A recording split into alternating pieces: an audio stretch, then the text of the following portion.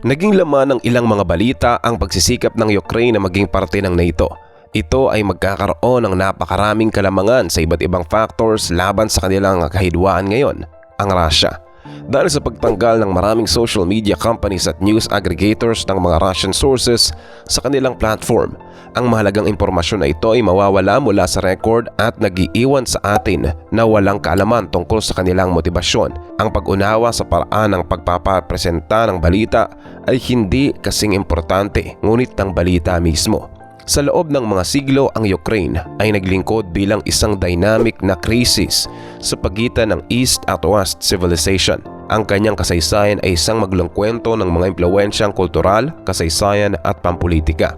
Gayunpaman, ang kanyang kalupaan ay karamihang patag. Ang mga bundok ay matatagpuan lamang sa kanluran, partikular na sa Carpathians at sa baybayin ng Crimea sa timog. Ang natitirang bahagi ng bansa ay kasing patag ng maaaring isipin isang mabatid na pamamahayag ng natatanging papel ng Ukraine bilang isang nag-uugnay sa magkakaibang mundo.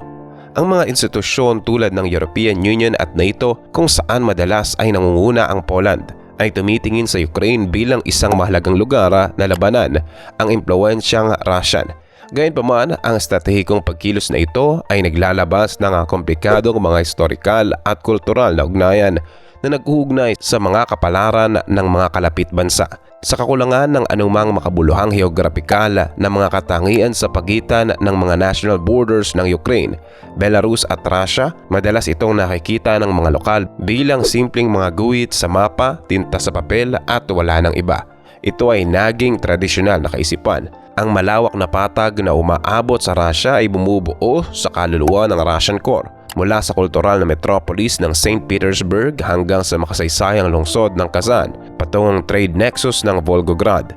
Ang malawak na rehiyon na ito ay naglalaman ng karamihan ng populasyon ng Russia at naglilingkod bilang sentro ng mga desisyon ng pampulitika mula sa Kremlin.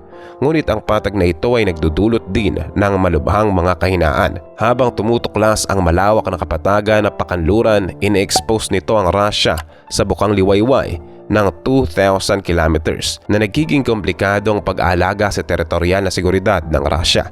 Kinakailangan ang napakalaking commitment ng mga tauhan at pinansyal na yaman para rito. Wala nang ibang bansa sa mundo na may gayong kalalakihang kahinaan sa militar at ganitong kalupitang grado. Ang epekto nito sa ekonomiya ay nag-aaksaya ng mga mahalagang mapagkukunan mula sa iba pang mahalagang sektor na pumipinsala sa kabuuang strategical stand ng Russia. Ang patag na Russian core ay naglalagay sa bansa sa isang mahirap na kalagayan. Sa Moscow, palaging kinakaharap ang mga pangmatagalang epekto ng mga historikal na pagbabago sa mga hangganan habang pinipilit na mapanatili ang kaligtasan sa mahabang mga hangganan. Sa pamamagitan ng ganitong pagtanaw, ang pagkawala ng mga hangganan ng Soviet ay nagkakahalaga ng malaking halaga para sa mga Russian, hindi lamang sa aspetong pampulitika kundi pati na rin sa pang-ekonomiya. Sa Ukraine, tumaas ng malaki ang panganib. Diretso sa silangan ng hangganan ng Ukraine ang maagnas na kalupaan na nagpapatuloy ng walang tigil ng 750 kilometers patungo sa lungsod ng Astrakhan sa tabi ng Caspian Sea. Tinatawag na Volgograd Gap ang teritorial na ito. Sa mga Russian state, bihira ang mga rehiyon na may gayong malalim na estratehikong kahalagahan tulad ng koridor na ito. Kung ang isang dayuhang kapangyarihan ay magkakaroon ng malalim na impluwensyal ukol sa Ukraine at mapanatili ang kakayahan na isarado ang akses sa pamamagitan ng Volgograd Gap, magkakaroon ito ng malupit na mga implikasyon para sa Russia. Magiging mapanira ito sa mga koneksyon ng Russia sa mga lugar tulad ng Caucasus, Black Sea at Caspian Sea. Ang ganitong hakbang ay maaaring magdulot ng mas mabigat na seguridad na pagkilos para sa Russia at maaaring magbukas ng oportunidad para sa foreign intervention at destabilization. Hindi ito lamang isang stratehikong pagkatalo, ngunit isang hindi malilimutang krisis na mag-uusisa sa mismong kaligtasan ng Russian state. Kung paano natin ito kilala? Noong World War I, naglalayon ang Alemanya na magkaroon ng strategical mastery sa Ukraine na may bukas na layunin na gamitin ang Volgograd Gap bilang paraan upang pilitin ang Russia na magsumite ng nakakahiyang pagsuko. Sa World War II, sinusubukan ng mga Aleman na muli ito. at nakarating sila hanggang sa Volgograd City na noon ay kilala bilang Stalingrad. Ang kaligtasan ng Russia ay naglalantad sa alingaw ng kutsilyo. Kahit matapos ang pagsalakay ng mga liman ay napigilan, at kahit pagkatapos ng mga labanan ang katunayan na isang dayuhang hukbo ay malapit ng sirain ang Russia, ay nag-iwan ng malalim na impresyon sa pambansang isipan. Sa kasalukuyang panahon ng kaligtasan ng Volgograd ay nakaukit na sa DNA ng Russia. Ito ay hindi lamang tungkol sa kaligtasan ng teritoryo, kundi isang issue na tumatama sa kalooban ng pambansang kaligtasan ng Russia. Dahil dito, nakikita ng Russia ang Ukraine hindi lamang bilang isang buffer state, kundi bilang isang hindi maalis na kalasag laban sa kanlurang pagsasalakay.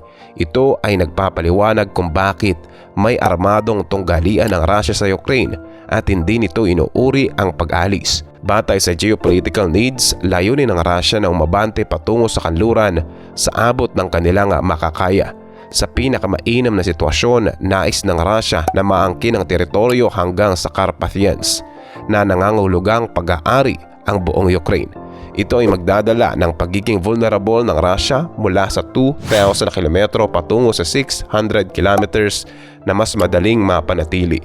Ito rin ang dahilan kung bakit inilahad ng Soviet Union ng kanilang mga hangganan sa pamamagitan ng pag-akay sa maraming geopolitical points. Gayunpaman, ang pagbagsak ng Soviet Union ay nagdulot ng pagbabalik ng Russia sa kanilang mga hangganan noong ika-18 siglo.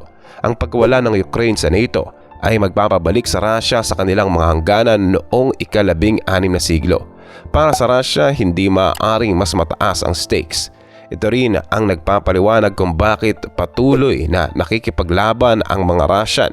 Ano man ang gastos, ang isang kasamahang Ukraine sa NATO ay papatay sa kapangyarihan ng Russia. Malamang nahahamakin na ng liderato ng Kiev ang pagkakataon na gamitin ang Volgograd Gap habang ang pagpapalakas ng kapangyarihan ay hindi agad mangyayari. Ito ay magsisimula ng mabagal ngunit di maiiwasang pag-angat sa loob ng mga dekada na makakabago ng malaki sa balanse ng kapangyarihan sa silangang Europa. Ang mga epekto nito sa geopolitical na kalakaran ay magpapakita sa mga susunod na henerasyon at magbubukas ng pagbabago sa geopolitical insights na mahirap lamang mailarawan. Ngunit may higit pang mga bagay na magaganap sa mas timog patungo sa Black Sea. Ang Crimea Peninsula ay may susi sa pag-aayos muli ng impluensyang Russian periphery. Ang Black Sea ay kasaysayan ng nagsilbing gateway ng Russia. Nag-uugnay sa silangang Europa patungo sa Mediterranean at mga bukas na karagatan. Ito ay mahalagang nexus na nag-uugnay sa Europa, Caucasus at Middle East. Ang rehiyon ng Black Sea ay sentro ng geo-economic rules ng Moscow. Isang patakaran na hindi lamang nagpapakita ng kapangyarihan at impluensya ng Russia sa Mediterranean, kundi nagpapalakas din ang pagdepende ng South Europe sa Russia na langis at gas. Gayunpaman, mula nang mawala ng Russia ang kanyang mga hangganan noon, panahon ng Soviet, ang impluensyang ito sa rehiyon ay nakasalalay lamang sa Crimea Peninsula, pero hindi ito lahat tungkol sa ekonomiya. Ang Crimea ay maaaring ilarawan sa maraming paraan bilang mahinang bahagi ng pampasiklaban ng kapangyarihan ng Russia. Isang matatag at determinadong pagsusumikap ng NATO na alisin ang kontrol ng Russia sa Crimea ay magiging malaking kalamidad sa kasaysayan ng Moscow na magkaroon ng impluensya sa buong Black Sea. Ang Crimea Peninsula ay isang teritoryo na pumupuno ng mahalagang kahalagahan. Ang sinumang namumuno dito ay nagkakaroon ng kapangyarihan na baguhin ang mga tuntunin ng laro at pagbabago ng malalakas na puwersa. Halimbawa, ang militarisasyon ng Russia sa South Ukraine ay hindi mangyayari nang wala ang mga ari-arian nito sa Crimea. Gayunpaman, kung baliktad ang mga papel, kung isang dayuhang kapangyarihan ang mamumuno sa Crimea, ito ay magkakaroon ng mataas na kakayahan na guluhin at hadlangan ang pagkilos ng mga militar ng Russia sa buong hilagang Caucasus. Lalo na kapag isasara ang Volgograd Gap. Ito ay magiging pangangailangan para sa mas marami pang military commitments at mapagkukunan bukod pa sa 2,000 kilometers exposed frontline na hindi maaaring maging sustainable na kalagayan. Ang mga Tatar ng Crimea at ang kanilang matatag na pagsalangsang laban sa Russian occupation na sinusuportahan ng determinasyon ng Ukraine ay nagpapakita kung paano maaaring maging sentro ng pagkakaisa ang tangway para sa pagbabalik ng kapangyarihan ng Russia. Kung ang Ukraine ay maging isang bahagi ng NATO at sa ilalim ng kontrol ng Ukraine ng Crimea, ang Black Sea ay magiging isang NATO lake na mas tumpak ang Turkey na may pinaka-component navy sa rehiyon.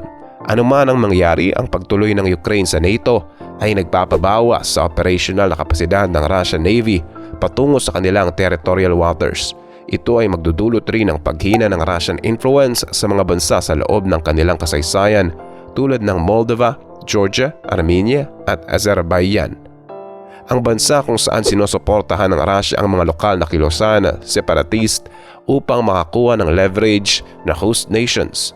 Kung sasama ang Ukraine sa NATO, maguguwal ang mga separatist holdings ng Russia sa Transnistria, Abkhazia, South Ossetia at Karabakh.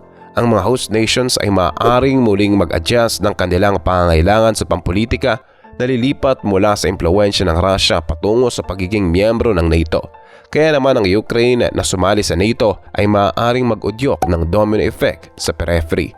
Ito ay hindi mangyayari agad, ngunit sa mga dekada o 2 dekada, ang Russia ay maaaring makakaranas ng isang bagong realidad kung saan ang kanilang demographic at industrial core ay mahihirapan sa lahat ng dako.